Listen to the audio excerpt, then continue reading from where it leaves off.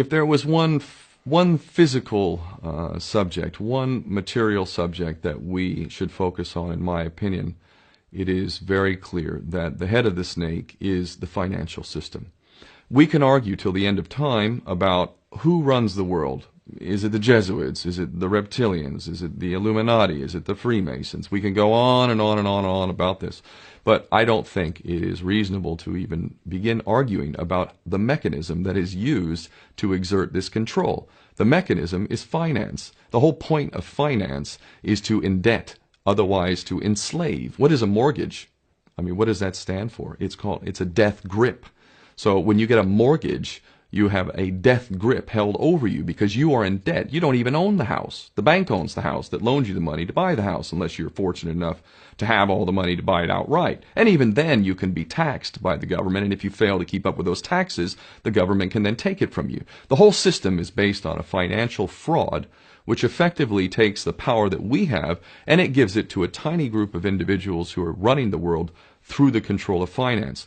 With the infinite supply of money that we have allowed them to take, they have literally an infinite supply of money, and with that money, and from their psychopathic point of view, they have bought everything and everyone who can be bought.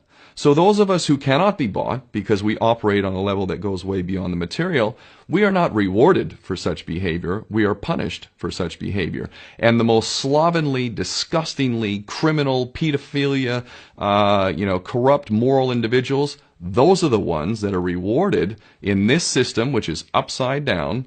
We reward the pedophiles, we reward the corrupt, we reward the liars, we reward the people with no morals at all, and usually we compromise them under this system in terms of maybe a videotape. Maybe Barack Obama is gay. The we have videotape of him having sex with another man, or perhaps some other acts that may be not so popular amongst many of the electorate.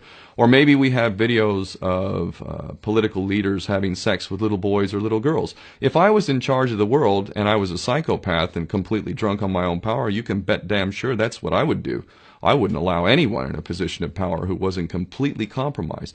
When you have an infinite supply of money, you can do this. Take that supply of money away, take that power back, put it in the hands of the people, get rid of fractional reserve banking, which is an obscenity in itself. Listen to the lessons of Jesus Christ. If you're a Christian who got really pissed off when he went to the temple and he saw what the money changers were doing, let's take back control of the issuance of money, and not just on a national level. I'm happy to see in Denmark that you have your own currency, you don't have the euro, but on every country's level, they should be issuing their own currency in a transparent, non-usury based way in which it really, truly benefits the people. And in that way, we can literally free ourselves of the banking debt which is drowning us all, and we can stop scrambling for the crumbs from the table of these filthy rich psychopaths and live in a state of abundance just by changing this one thing. And I'm not just talking about abundance for Western nations who have an artificially inflated value with their currencies. We all in the West are guilty of having that reward while the rest of the world is sucking on it. Every nation in the world can use a sensible financial policy to liberate themselves, to have world-class education, infrastructure, everything that a healthy society would require can be had in the worst, most corrupt African country, in any part of the world. We can all have that if we simply change that one thing. John F. Kennedy did that about 6 months before he was taken out. He issued United States notes as opposed to Federal Reserve notes. I can assure you the powers that be knew the power of that act, and they took him right out. So the bottom line is, if we as people understand this very simple principle, just this one thing, change this one thing, we can solve every other problem you can name. I don't care what the problem is.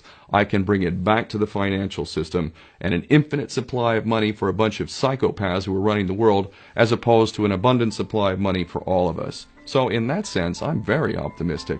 This is not rocket science. I am not the smartest guy in the room. We can all understand this. And as soon as we do, we can exercise the same power that we had, but relinquished, and we can have a future for ourselves and our children. There's a lot to be optimistic about, quite frankly.